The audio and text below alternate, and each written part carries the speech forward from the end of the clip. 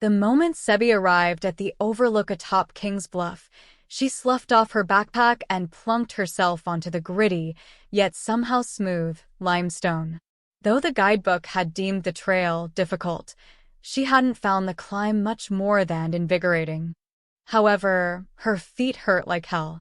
"You going to be okay for the trip down?" her big sister, Bronwyn, asked after taking a long pull from her camelback. "I'll be fine. I'm just not wearing the best socks. You know, you should always wear a liner beneath the socks themselves. It virtually eliminates the friction," Bronwyn said. Sebi rolled her eyes. "We can't all afford high-tech, moisture-wicking fibers. Don't get salty, baby girl. You'll make your mark one day." Bronwyn made a come-hither motion with her hand. "Let me take a look." Sebi unlaced and, at long last, removed the hiking boot from her right foot before placing it on her sister's knee for inspection. "Jiminy Crickides!" Bronwyn exclaimed.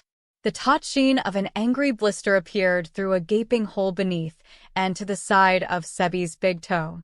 Unable to help herself, Bronwyn prodded the pustule with curiosity. Sebi didn't mind. The gentle pressure took her focus from the burning sensation of the one slightly above it that popped and had been marinating in the saltiness of her sweat. Reading her thoughts, Bronwyn directed her attention slightly upward and flicked the wet flap of skin that simply begged to be ripped away. She abruptly chose to leave it alone, knowing better.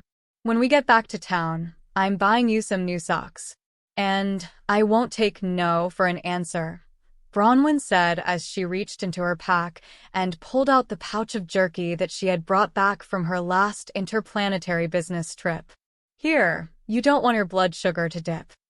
Since she began importing foodstuffs from the planet Shixel, Bronwyn never lacked for new and interesting prepackaged snacks. "What is it?" Sebi asked as she relaced her boot. "Alien jerky," Bronwyn said as she opened the package with her teeth. "Have some." "That's gross," Sebi said with a scrunch of her nose. "How's it any different from beef, salmon, or any of the other jerkies?" "I wouldn't know. Remember? I'm vegan." "Nonetheless, you have to ask." "Oh, come on. You'll get beyond all of those fads once you graduate.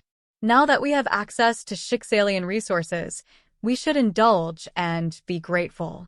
There's an abundance of new products to try. The Shixels aren't our resources, much less are they products, Bronwyn. They're living beings who deserve the same respect as you or I do.